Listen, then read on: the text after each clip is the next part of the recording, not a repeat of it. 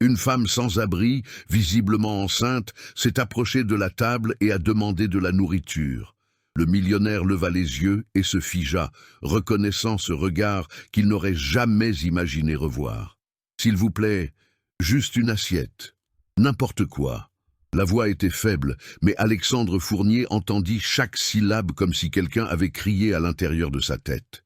Il était au grand siècle, le restaurant le plus cher de la ville, dégustant un vin à 1 000 €, tout en consultant des contrats sur sa tablette. La lumière dorée des lustres en cristal baignait sa table réservée près de la fenêtre, et le murmure discret des conversations élégantes créait une bulle de privilège qui l'habitait comme si c'était son air. Mais maintenant, elle était là, debout à 2 mètres de distance, le ventre proéminent sous une robe sale, les cheveux emmêlés tombant sur son visage maigre. « Monsieur, pouvez-vous me donner juste un peu de pain?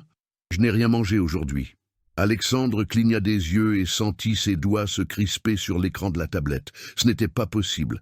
Ses yeux marrons, profonds, avec cette tache verte dans l'iris gauche. Il connaissait ses yeux.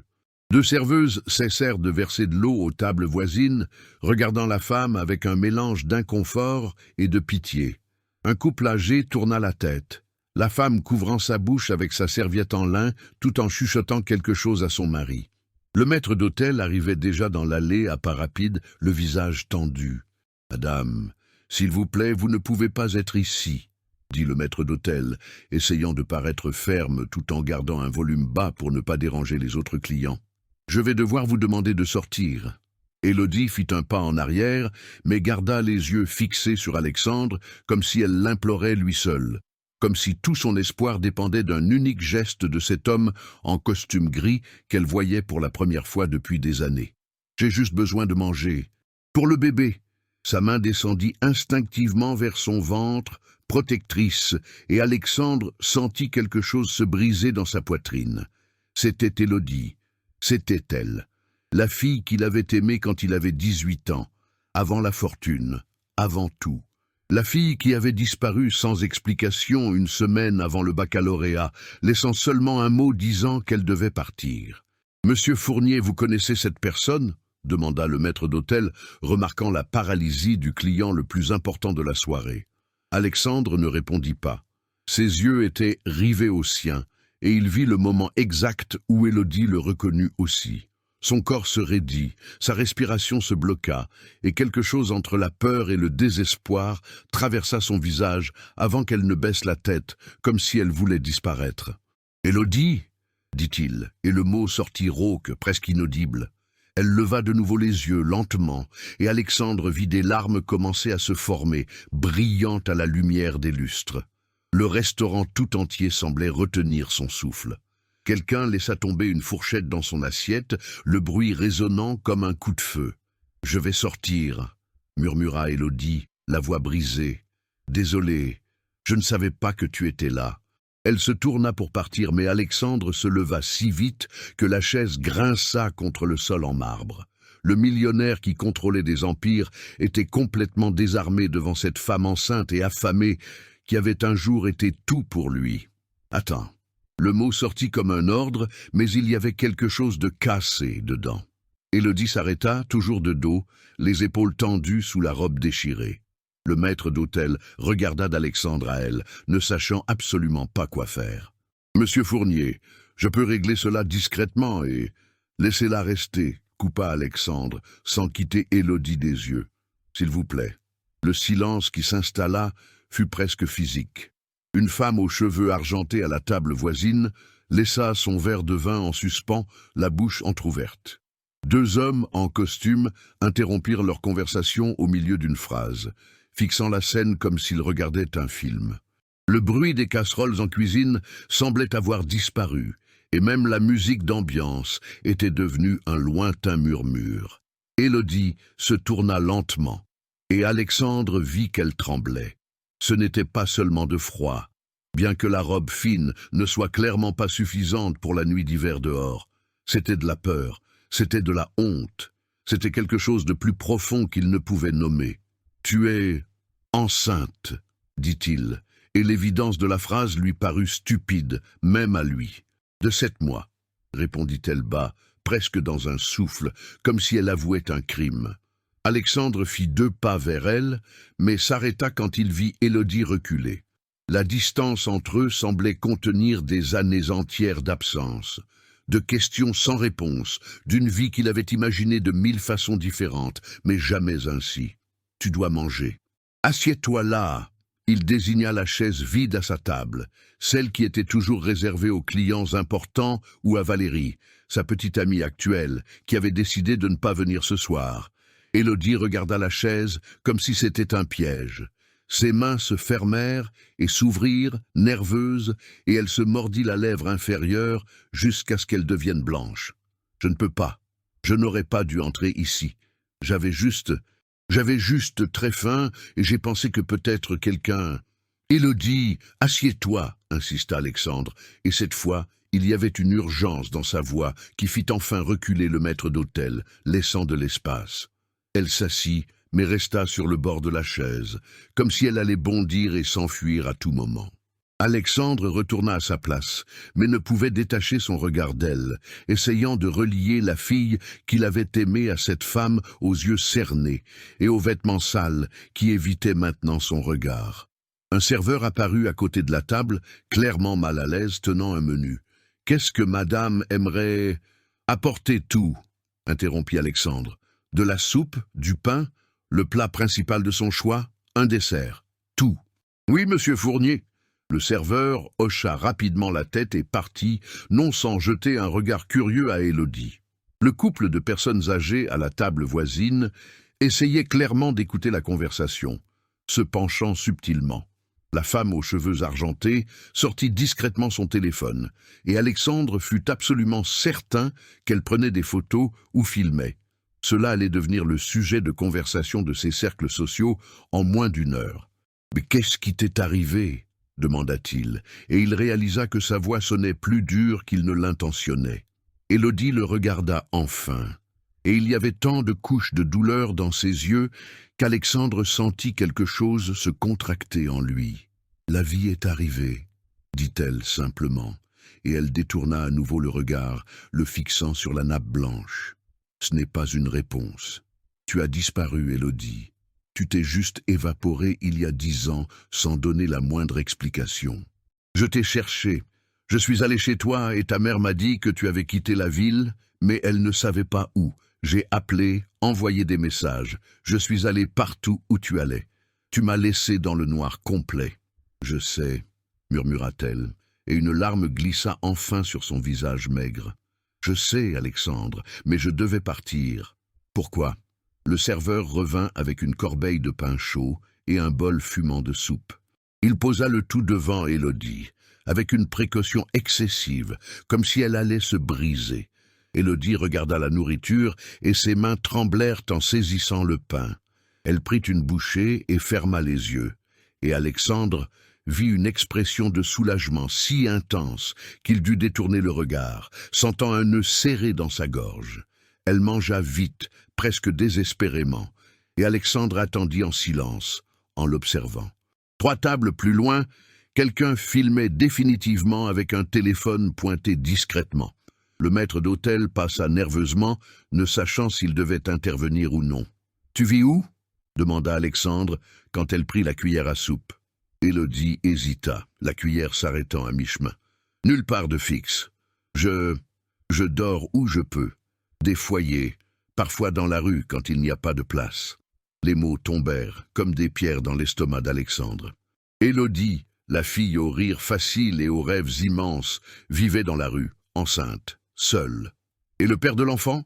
demanda-t-il, et il le regretta immédiatement en la voyant se raidir. « Il n'est plus dans le tableau, » dit-elle sèchement, retournant à sa soupe comme pour clore le sujet. Alexandre ouvrit la bouche pour en demander plus, mais fut interrompu par une voix féminine derrière lui. « Alexandre, qu'est-ce qui se passe ici, bon sang ?»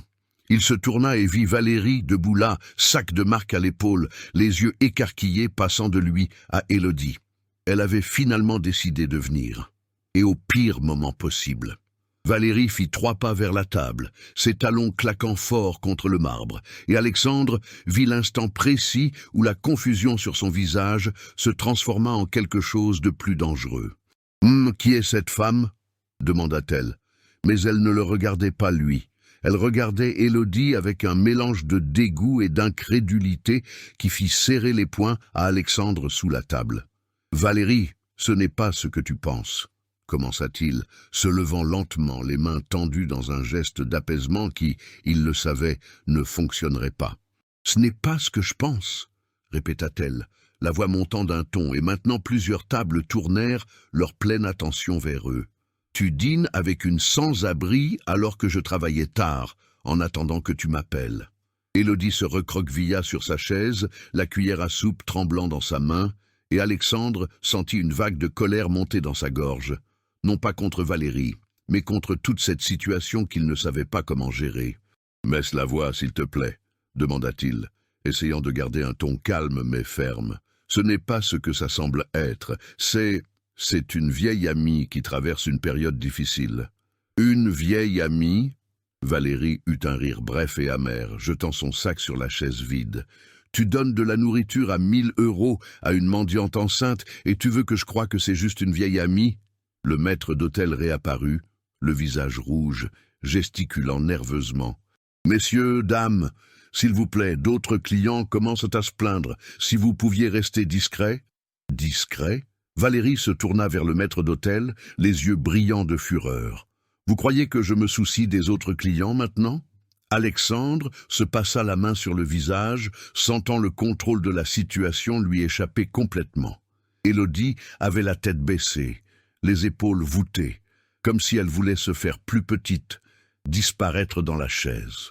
Il devait régler ça, calmer Valérie, tout expliquer sans trop en révéler, mais les mots ne venaient pas. « Valérie, allons parler dehors, » tenta-t-il, faisant un pas vers elle, mais elle recula. « Non, je veux savoir qui elle est, maintenant. » Élodie leva les yeux pour la première fois depuis l'arrivée de Valérie, et il y avait quelque chose de désespéré dans ce regard, une supplique silencieuse pour qu'Alexandre ne dise pas la vérité. Mais quelle vérité? Quel avait été l'amour de sa vie? Qu'il pensait encore à elle après toutes ces années, que la voir ainsi détruite et enceinte déchirait quelque chose en lui qu'il ne savait même plus exister. « C'est quelqu'un que j'ai connu il y a très longtemps, » dit finalement Alexandre, chaque mot pesant. « Avant toi, avant tout ça, elle a besoin d'aide, et je vais l'aider. » Valérie resta immobile un long moment, en train de digérer l'information, puis quelque chose changea sur son visage. La colère fit place à quelque chose de plus calculé, de plus froid. « Tu ressens encore quelque chose pour elle ?» Ce n'était pas une question. C'était une accusation, et puis quelque chose d'inattendu se produisit. Élodie se leva si brusquement que la chaise faillit basculer, laissant la soupe à moitié consommée et le pain oublié dans l'assiette. « Je ne suis pas venue ici pour causer des problèmes, » dit-elle, la voix mince mais ferme, regardant Valérie droit dans les yeux pour la première fois. « Je voulais juste manger, je m'en vais. » « Élodie, non !» Alexandre tendit la main, mais elle se retournait déjà, et c'est à ce moment-là que c'est arrivé. Elle chancela, la main allant directement à son ventre, et son visage devint blême en une seconde. Un faible gémissement s'échappa de ses lèvres, et ses jambes fléchirent. Alexandre la rattrapa avant qu'elle ne tombe, sentant son corps bien trop léger, bien trop fragile contre le sien. « Appelez une ambulance !» cria-t-il, et tout le restaurant explosa de mouvement. Le maître d'hôtel courut vers le téléphone tandis que deux serveuses s'approchaient, hésitantes. Valérie resta paralysée, la bouche bée, toute sa colère évaporée face à l'urgence réelle. Élodie était consciente, mais respirait rapidement, les yeux exorbités par la peur. « Le bébé !» murmura-t-elle, s'agrippant de toutes ses forces à la chemise d'Alexandre. « S'il vous plaît, le bébé !» Et à cet instant, avec Élodie dans ses bras et le chaos explosant autour de lui, Alexandre comprit que tout avait changé et qu'il n'y avait plus de retour en arrière possible. L'ambulance arriva en 8 minutes, mais pour Alexandre, cela parut des heures. Il garda Élodie allongée sur le sol du restaurant, sa tête reposant sur sa veste qu'il avait rapidement enlevée, tandis qu'une serveuse apportait des coussins et des couvertures. Les clients autour formaient un cercle silencieux et morbidement fasciné, certains tenant encore leur téléphone levé, filmant, comme si c'était un divertissement. « Le bébé va bien ?» demandait Élodie toutes les 30 secondes, la respiration haletante, les mains tremblantes sur son ventre. « S'il vous plaît, il doit aller bien. Il va bien, » disait Alexandre, lui tenant la main plus fort que nécessaire, comme s'il pouvait lui transférer sa certitude par le toucher. « Tu vas t'en sortir. Je m'en occupe. Mais Valérie... » Elle se tenait à côté, observant tout avec une expression qui oscillait entre une inquiétude réelle et quelque chose de plus dur, de plus calculateur. Quand Alexandre demanda si quelqu'un avait appelé les secours, elle l'informa sèchement qu'elle l'avait fait via l'application d'urgence. Puis elle se tourna vers le maître d'hôtel. « Annuler la réservation de demain. Informer les autres clients que le restaurant sera fermé pour des raisons de sécurité, » ordonna-t-elle, comme si toute la soirée était la faute de l'établissement. Quand les ambulanciers entrèrent, Alexandre les guida presque lui-même, expliquant rapidement qu'Élodie était enceinte de 7 mois et s'était évanouie, qu'il ne savait pas si elle était tombée, qu'il fallait vérifier l'état du bébé immédiatement. Il suivit chacun de leurs mouvements comme un chien de garde, notant tout, prêt à intervenir s'il le jugeait nécessaire. « Comment s'appelle-t-elle » demanda un ambulancier tout en installant Élodie sur le brancard avec une douceur professionnelle. « Élodie, Élodie !» Alexandre s'arrêta, réalisant qu'il ne connaissait pas son nom de famille actuel. 10 ans, c'est long. Elle aurait pu être mariée, avoir changé de nom, n'importe quoi. « Élodie Martin », murmura-t-elle, répondant à la question tacite. Et Alexandre sentit quelque chose se briser en lui en entendant qu'elle portait toujours le même nom qu'une décennie plus tôt. Valérie posa la main sur son épaule alors qu'il s'apprêtait à suivre l'ambulance. « Tu ne peux pas y aller comme ça » dit-elle, et il y avait quelque chose dans sa voix de presque tendre, presque comme si elle s'inquiétait vraiment. « Tu es pieds nus, tu es sale, tu es déconnecté de la réalité. » Alexandre baissa les yeux et vit qu'elle avait raison. Il n'avait plus sa veste, ni ses chaussures italiennes à 1000 €, sa chemise en soie était tachée d'un sang dont il ignorait la provenance. Il avait l'air aussi détruit qu'Élodie quelques minutes auparavant. « Je dois y aller, » dit-il, et sa voix sortit étrangement, comme si elle venait de loin. « Je sais, » répondit Valérie, puis elle ajouta la phrase qui allait tout changer. « Mais quand tu seras là-bas, tu devras être honnête avec moi sur qui elle est exactement pour toi. » Alexandre se figea. C'était la question qu'il essayait de ne pas se poser depuis l'instant où il avait reconnu les yeux d'Élodie. Parce que la réponse était à la fois simple et bien trop compliquée. Elle était le passé qui le hantait. Elle était ce qui aurait pu être. Elle était la preuve vivante que même tout l'argent du monde n'avait pas le pouvoir de sauver les gens que l'on aime de leur propre destin. La porte de l'ambulance se referma avec un son définitif. Et Alexandre réalisa qu'il venait de choisir son camp. La salle d'attente de l'hôpital était un vide de lumière fluorescente et de silence tendu. Alexandre était pieds nus, sa veste de costume déchirée jetée sur une chaise voisine, et il faisait les 100 pas comme un animal en cage. Une horloge au mur indiquait 23h47 quand une infirmière sortit enfin par la double porte, cherchant du regard jusqu'à le trouver. « Vous êtes de la famille ?» demanda-t-elle, un dossier à la main, et il y avait quelque chose dans sa voix qui signifiait que la réponse déterminerait ce qu'elle pouvait lui dire. « Je suis... » Alexandre hésita car quel était le mot juste. « Je suis responsable d'elle. Comment va-t-elle ? » Le bébé ? L'infirmière le guida dans le couloir sans répondre directement, ce qui était déjà une réponse en soi. Quand ils entrèrent dans la chambre, Élodie était allongée sur le lit d'hôpital, un moniteur fœtal attaché à son ventre, les chiffres rouges clignotant en rythme. Elle était réveillée, mais semblait encore plus frêle sous la couverture blanche de l'hôpital, comme si l'hôpital avait aspiré le peu de substance qui lui restait. « Il va bien ?» dit-elle avant qu'Alexandre ne puisse demander, des larmes coulant sur les côtés de son visage. Les médecins disent que c'était juste des contractions de Braxton X, une fausse alerte, mais le bébé est vivant. Alexandre s'assit prudemment sur le lit, et sa main trouva la sienne comme si elles avaient une date d'expiration, comme si elles devaient se toucher à cet instant précis ou ne plus jamais le pouvoir. Juste à ce moment, un médecin entra, jeune, compétent, le genre qui inspirait une confiance professionnelle. Votre patiente et le bébé sont hors de danger immédiat, commença le médecin, regardant Alexandre comme pour confirmer l'information. Mais il y a d'autres problèmes à régler. Quand a eu lieu votre dernière consultation prénatale? Le silence qui s'installa répondit à tout. Élodie se mordit la lèvre et Alexandre vit clairement la réponse avant même qu'elle ne la formule. « Jamais, murmura-t-elle. Je n'ai eu aucune consultation. 7 mois de grossesse et aucun suivi? Demanda le médecin, une inquiétude sincère se lisant sur son visage. J'ai besoin d'informations de base. Votre nom complet, date de naissance, carte de sécurité sociale. Elle aura accès à tout ce dont elle a besoin. L'interrompit Alexandre, et la détermination dans sa voix était si absolue que le médecin hocha simplement la tête et sortit. Lorsqu'ils furent de nouveau seuls, Alexandre se tourna vers Élodie et posa la question qui lui brûlait la gorge depuis le restaurant. « Pourquoi es-tu partie, Élodie ?»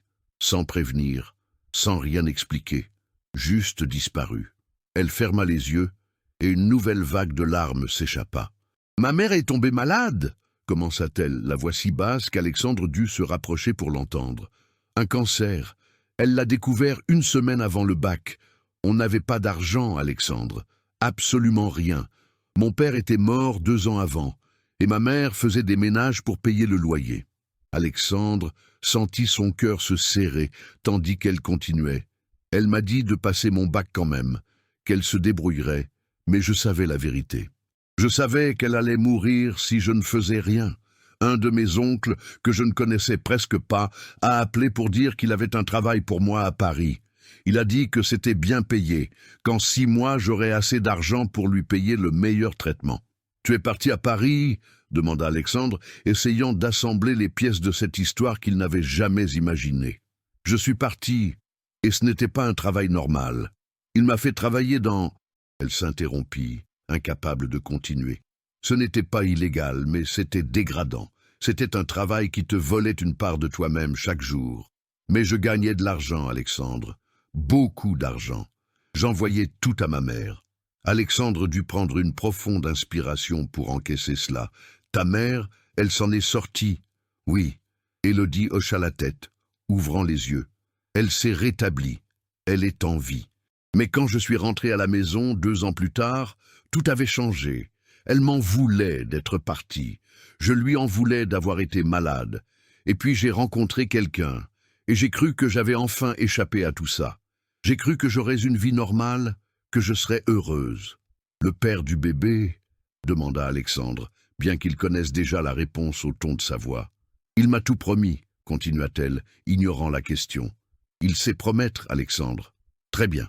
Mais ensuite, il a commencé à tout contrôler. L'argent que je gagnais, où j'allais, à qui je parlais, et quand je suis tombée enceinte, il a disparu. Il s'est simplement volatilisé. Il m'a laissé sans rien, sans personne. Alexandre sentit une rage pure lui monter aux veines, mais quelque chose était plus fort que la colère. C'était le remords, la culpabilité, la compréhension que pendant qu'il bâtissait son empire, Élodie s'enfonçait de plus en plus dans un abîme qu'il n'avait jamais imaginé. La porte de la chambre s'ouvrit brusquement et Valérie entra, toujours son sac à la main, mais cette fois, il n'y avait pas de colère sur son visage. Il y avait pire. La certitude absolue qu'elle avait fait ses recherches et qu'elle détenait maintenant des informations qui changeaient tout. « Tu es Élodie Martin, dit-elle. Ce n'était pas une question. Née en 1995, disparue de ta ville en 2014, signalée disparue pendant 3 mois jusqu'à ce que ta mère retire la plainte. » Élodie devint livide et Alexandre se leva, se plaçant entre Valérie et le lit comme pour la protéger physiquement.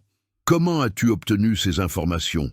demanda-t-il, sa voix dangereusement basse. « J'ai des contacts, » répondit Valérie, entrant dans la chambre et fermant la porte derrière elle. « Tu étais trop occupée à prétendre que c'était une coïncidence. Alors j'ai décidé d'enquêter. Tu sais ce que j'ai découvert? Que cette fille, elle désigna Élodie, a disparu sans explication et n'est jamais revenue. Qu'elle était dans un lycée public et que, soudainement, elle a eu accès à assez d'argent pour aider sa mère avec un traitement qui coûte des centaines de milliers d'euros. Tu veux en savoir plus ? Valérie, sors d'ici, dit Alexandre, sa voix tremblant d'une fureur contenue. Je ne sortirai pas, continua-t-elle, l'ignorant complètement. Tu sais comment une fille de 18 ans trouve autant d'argent. Il y a peu de façons, et la plupart sont illégales ou dégradantes. Élodie se mit à pleurer en silence, couvrant son visage de ses mains, et Alexandre sentit quelque chose se briser en lui. Il se tourna vers Valérie avec une intensité qu'il ne se connaissait pas. « Tu ne sais rien de sa vie, » dit-il, chaque mot planté comme un couteau. « Tu ne sais pas ce qu'elle a fait pour survivre, ce qu'elle a sacrifié.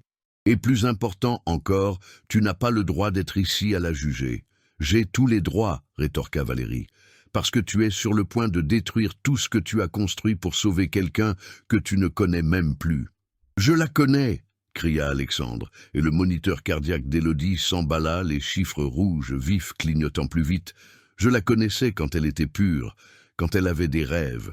Et quand elle a disparu, tu sais ce que j'ai fait? Rien. Je l'ai laissée disparaître. J'étais tellement occupé à essayer de devenir riche que je ne l'ai même pas cherchée correctement. » Valérie croisa les bras, son visage se durcissant. « Alors c'est ça? Tu vas sauver ta conscience coupable? Tu vas détruire ta carrière, ta réputation, notre vie ensemble pour quelqu'un que tu n'as pas vu depuis 10 ans ?» Alexandre la regarda longuement, la dévisagea vraiment, et vit pour la première fois qu'elle n'avait jamais été réelle. Valérie était un reflet de lui-même, une extension de son empire, belle mais vide, sophistiquée mais sans profondeur. « Oui, » dit-il simplement, « exactement ça. » Valérie inspira comme si elle venait de recevoir un coup de poing, et Alexandre vit le moment où elle comprit qu'elle avait perdu. « Tu vas le regretter, » murmura-t-elle. « Peut-être, » répondit Alexandre, « mais au moins je ne regretterai pas d'avoir abandonné à nouveau quelqu'un qui avait besoin de moi. » Valérie sortit, et le son de la porte se fermant fut comme un point final à une phrase bien trop longue. Alexandre retourna au lit d'Élodie, et cette fois s'assit à côté d'elle, passant son bras autour de ses épaules, alors qu'elle continuait de pleurer. « Je vais prendre soin de toi, » dit-il, et pour la première fois en une décennie, Alexandre Fournier fit une promesse qu'il savait qu'il pourrait tenir. « De toi et du bébé. À partir de maintenant, tu n'es plus seul. » Élodie leva son visage de sa poitrine, et ses yeux rencontrèrent les siens, ses yeux marrons, avec la tache verte qui l'avait hanté toutes ces années. « Pourquoi ?» demanda-t-elle, et la question était si simple et si impossible à répondre qu'Alexandre se contenta de l'embrasser sur le front. « Parce que tu comptes, » dit-il, « parce que tu as toujours compté, parce que j'ai eu tort de te laisser partir sans me battre. Et parce que même si ça doit me prendre le reste de ma vie, je réparerai tout ce qui a été brisé. » Dans le couloir de l'hôpital, un silence absolu s'installa. Les moniteurs clignotaient. La ville continuait sa vie à l'extérieur, complètement indifférente au fait que dans cette chambre anonyme, Alexandre Fournier venait enfin de trouver quelque chose que tout son argent n'aurait jamais pu acheter, la rédemption.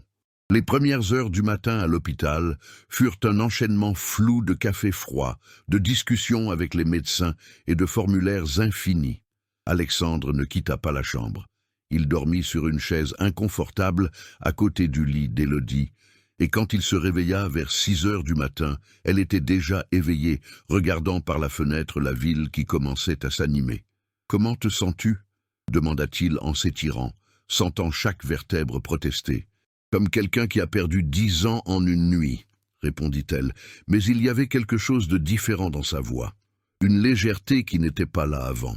Une infirmière entra, apportant du café et une tablette avec une batterie d'examens à faire. Le médecin avait demandé un bilan complet pour évaluer la santé générale d'Élodie, et plus les résultats arrivaient, plus l'état de négligence dans lequel elle avait vécu devenait clair. Légère malnutrition, anémie, hypertension artérielle, carence en vitamines. Rien de permanent, assura le médecin, mais tout nécessitait une attention urgente. Alexandre passa des appels. D'abord à sa secrétaire, annulant toutes les réunions de la journée. Ensuite à son avocat, lui disant qu'il avait besoin d'aide pour des documents légaux. Quand l'avocat demanda pour quel dossier, Alexandre répondit simplement que c'était personnel et raccrocha. Les gens autour de lui étaient sous le choc. L'Alexandre Fournier n'annulait jamais de réunion, ne donnait jamais la priorité à autre chose qu'aux affaires. À 8 heures du matin, le médecin repassa, cette fois avec une assistante sociale qui commença à poser des questions sur la situation d'Élodie. Adresse fixe? Non. Carte vitale? Non. Allocation? Non. C'était comme si Élodie était devenue invisible pour le système et maintenant, enfin, il était temps de la rendre à nouveau visible. « Avez-vous un endroit où aller à votre sortie ?» demanda l'assistante sociale, et ce fut une question si simple qu'elle faillit briser Alexandre. Élodie le regarda et Alexandre répondit avant qu'elle ne puisse parler. « Elle vient chez moi, dit-il, et il entendit le poids de ses mots résonner dans la chambre. Le médecin cligna des yeux, comme s'il avait mal compris. « Vous êtes de la famille ?» demanda-t-il à nouveau, avec une pointe de méfiance. « Je suis responsable d'elle, » répondit Alexandre, et cette fois, cela sonnait comme une promesse scellée dans le fer. L'assistante sociale échangea un regard avec le médecin, mais tous deux se contentèrent d'acquiescer. Il y avait suffisamment de bureaucratie avec d'autres choses pour ne pas interroger un homme qui avait manifestement des ressources et était sincèrement engagé. Alexandre remplit des formulaires de responsabilité légale, des autorisations médicales, tout. Il construisait une structure autour d'Élodie, créant les bases pour qu'elle ne tombe pas à nouveau. Vers midi, les rumeurs commencèrent à circuler. Pas de manière évidente, personne n'avait vu Alexandre et Élodie ensemble assez longtemps pour créer une histoire définitive. Mais il y avait des chuchotements. Le maître d'hôtel du grand siècle avait raconté à des amis qu'il avait vu quelque chose d'étrange. Une des femmes qui filmait dans le restaurant avait posté une vidéo dans un groupe WhatsApp de gens riches. L'histoire commençait à se répandre, changeante et déformée à chaque répétition. Alexandre reçut même un appel de son père, qui avait entendu dire par ses contacts que son fils avait quitté Valérie pour une mendiante enceinte dans le restaurant le plus cher de la ville. Alexandre expliqua brièvement que c'était plus compliqué que cela, et quand son père demanda plus de détails, il raccrocha simplement. Il y avait des choses trop grandes pour tenir dans un appel téléphonique. Dans l'après-midi, Élodie demanda à prendre une douche. Alexandre s'arrangea pour qu'une infirmière l'aide, et quand Élodie sortit de la salle de bain 2 heures plus tard, c'était une personne différente. Propre, séchée convenablement, vêtue d'une chemise de nuit blanche de l'hôpital. Ses cheveux, une fois lavés et coiffés, se révélèrent encore beaux. Ils avaient encore cet éclat naturel dont Alexandre se souvenait. Elle se vit dans le miroir et se remit à pleurer. Mais cette fois, il y avait de la gratitude dans ses larmes. « Merci », murmura-t-elle. Et Alexandre réalisa qu'elle avait probablement passé des mois ou des années sans remercier personne, parce que personne n'avait rien fait qui mérite de la gratitude. La nuit, quand les lumières de l'hôpital furent tamisées et que la ville à l'extérieur devint un tapis de lumière, Alexandre s'assit sur la chaise à côté du lit d'Élodie pendant qu'elle dormait. Son sommeil était profond et agité à la fois, et parfois elle bougeait comme si elle faisait des cauchemars. Il posa une main sur la sienne et se demanda comment il avait pu laisser passer les 10 dernières années sans essayer de la retrouver.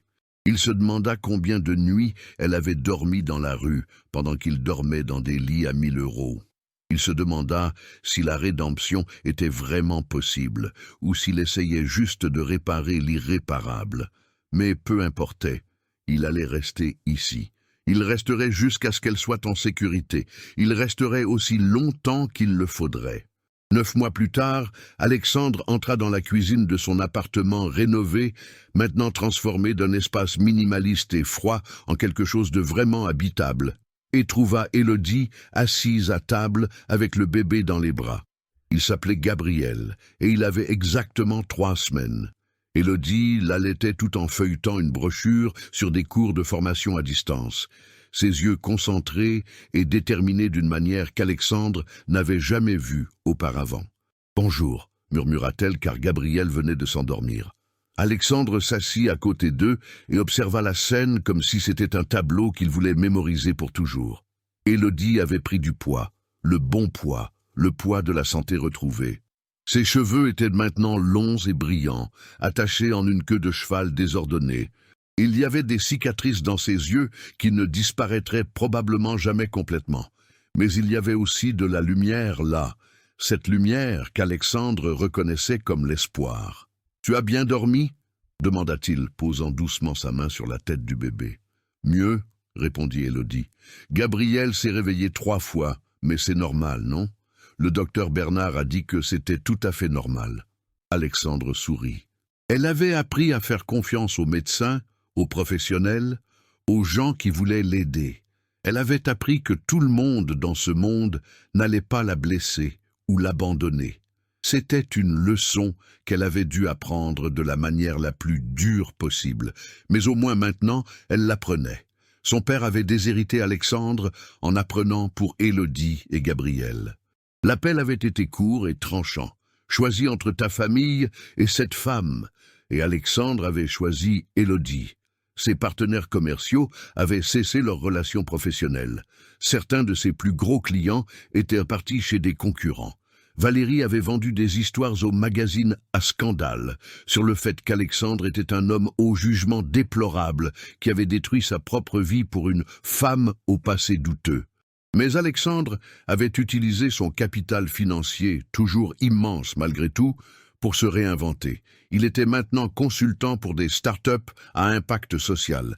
Il travaillait désormais avec des ONG qui aident les femmes en situation de vulnérabilité. Il gagnait peut-être un quart de ce qu'il gagnait avant, mais il dormait mieux qu'il n'avait dormi en 20 ans. Dans l'après-midi, Alexandre dut partir pour une réunion avec un groupe d'investisseurs qui voulaient financer un programme de formation professionnelle pour les femmes sans abri. Élodie l'accompagna jusqu'à la porte, Gabriel dormant profondément dans sa poussette. « Bonne chance !» dit-elle en l'embrassant sur la joue. « Tu es sûr que ça va aller toute seule ?» demanda-t-il pour la 1000e fois, et elle rit parce qu'elle savait qu'il n'arrêterait jamais de poser cette question, car pour lui, la laisser seule était encore un risque calculé. « Alexandre, je serai là, avec Gabriel, dans un appartement chauffé, avec de la nourriture dans le frigo. J'irai plus que bien. » Il hocha la tête et partit, mais revint une fois pour l'embrasser. Ce soir-là, Alexandre attendait l'ascenseur dans l'immeuble des investisseurs quand il vit une femme assise sur le canapé de la réception. Elle était enceinte, très enceinte, et demandait au réceptionniste si elle pouvait utiliser les toilettes. Le réceptionniste refusait, disant quelque chose comme « ce n'est pas l'endroit et vous devez aller à l'hôpital ». Alexandre s'approcha, et sur le visage de cette femme, il vit le même désespoir qu'il avait vu chez Élodie.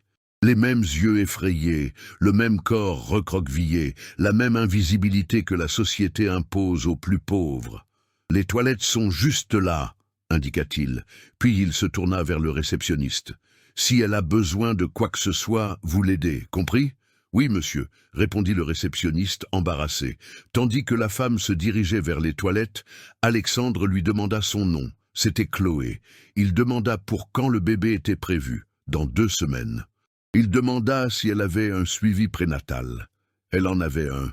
Alexandre lui demanda son numéro de téléphone et promit qu'il la contacterait. Parce que maintenant, il savait quoi faire quand il voyait une Élodie autour de lui. Maintenant, il n'allait pas détourner le regard. Maintenant, il allait agir. Quand il rentra chez lui, Élodie était encore réveillée, l'attendant sur le canapé, Gabriel dormant profondément à côté d'elle. « Comment s'est passée la réunion ?» demanda-t-elle. « Ils ont approuvé le financement, » répondit Alexandre en s'asseyant à côté d'elle. « Nous allons pouvoir former des centaines de femmes dans les 2 prochaines années. » Élodie sourit, et ce sourire était tout. C'était la rédemption. C'était un 2e acte.